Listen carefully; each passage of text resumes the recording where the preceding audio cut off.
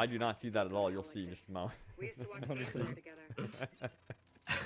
You have some major dexterity, man. It's impressive. It'll catch up here in just a moment. I'm telling you, the jumping jacks can get really weird. Why, hello there, my fellow agents and open world gamers. What's up? It's Robbie with Open World Games, and today I'm going to be giving my brutally honest opinions about Tom Clancy's The Division after spending a ton of time with the beta. It has been a blast overall, but there are some things I did want to go over, so I'm going to go over the positives first. Then I'm going to get into some of the negatives, of course, so let's dive straight in. So, first of all, for those of you that have tried the story missions, I think we would all agree that those are fun and challenging, especially when you up the difficulty level to that hard difficulty. Being able to have that challenge is a ton of fun. Of course, that challenge sort of goes away as you get better weapons, which is actually kind of rewarding, but I do hope they have more difficulties in the final game. Now, of course, one of the highlights of this game is the looting, and there are a ton of weapon options. There's tons of gear and customization options, which is really nice, and I think that's possibly the most addictive thing about the game is finding a new jacket that you want, or that new weapon or attachment, or something that changes the game drastically just by stumbling into some sort of loot. Now, for the actual controls, they feel really natural and great, but I would prefer the grenades to be up on the bumpers when we're talking about the Xbox One and the PS4, especially compared to using the directional pad. It still feels quite clunky having to press the directional pad, then aim, then press, RT or R2. I would love just to be able to tap LB or L1, have your grenade indicator pop up, aim, and then tap LB again. It sort of mirrors what other shooters do out there, like Destiny, Call of Duty, Battlefield. So it just feels more natural no matter what. So I would really prefer that. And and of course those graphics are downright gorgeous. No matter what platform you are on. Of course the PC is going to be pushing the 60 frames per second.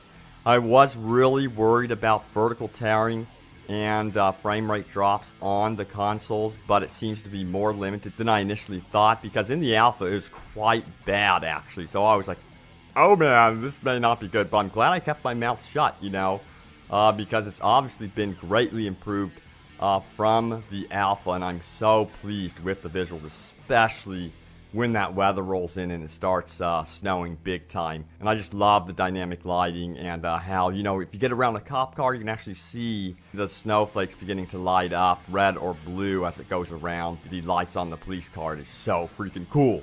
Now, I could see this game when it finally releases being an absolute blast in the co-op space, especially if there are enough missions to keep us entertained.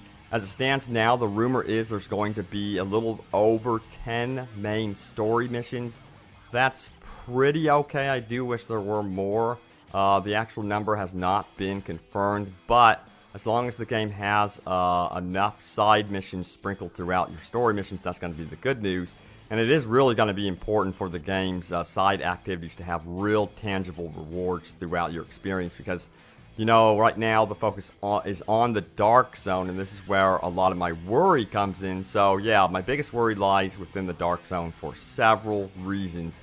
Also, the Dark Zone can actually feel quite empty at times. This is still the case. I do feel as if there needs to be way more AI, and challenging AI too. That's what we want in the Dark Zone. We don't want it to be pushover enemies. We want a challenge. Several times I've had trouble finding rogue agents or AI, and because there seems to be no guidance in the Dark Zone, that is missions, there's very little to do while you wait around for both rogue agents to spawn and for AI to spawn. And one of the best ways to earn Dark Zone credits is hunting down rogue agents, especially if you don't want to go rogue yourself.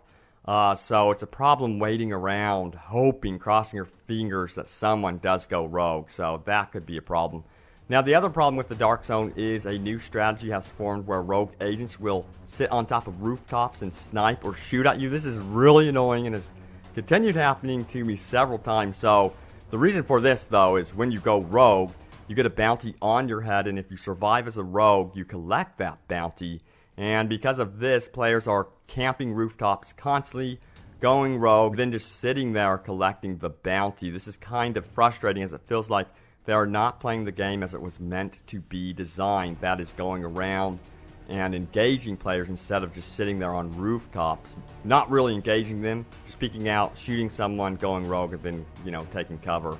I don't think players should be earning this much Dark Zone credits and XP from surviving going rogue. I think it would really help the game in terms of the design. There would be less campers and stuff like that. And, I really don't think rogue agents should have their timers increased each time they engage another player. So as they shoot someone, the timer that tells them how long they will be rogue, how long they will have that bounty on their head, keeps going up. I think it should stay still. Once you are rogue, the timer goes down, and if you kill 2 or 3 more players or something like that, maybe you get a time penalty. I'm not too sure, but it shouldn't be every single time you shoot your weapon. Don't get me wrong, though, I absolutely love the Dark Zone, and it is a ton of freaking fun. I had a total blast playing it. I was hoping for missions, though, in the Dark Zone where you defend or go on the attack against AI. You actually had an actual mission objective in place. And then, along the way, perhaps other players could decide to help you or hinder you. I thought that would have been an excellent dynamic in the Dark Zone, but it seems like there's no missions, at least from in the beta, and I'm crossing my fingers, that is not going to be the case in the final game, or a lot of my time will probably be spent in the co-op space, but I do have to admit that it is kind of addicting facing off against other players, of course. And a lot of you also hate grinding type games, especially after Destiny.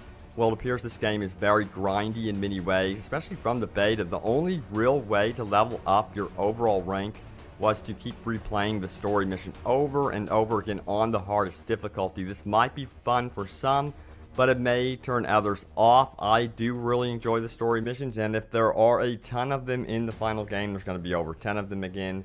And if they're pretty lengthy, I'm pretty okay with revisiting them, especially if there are multiple difficulty settings and maybe even modifiers as you go along the way. That would be really cool.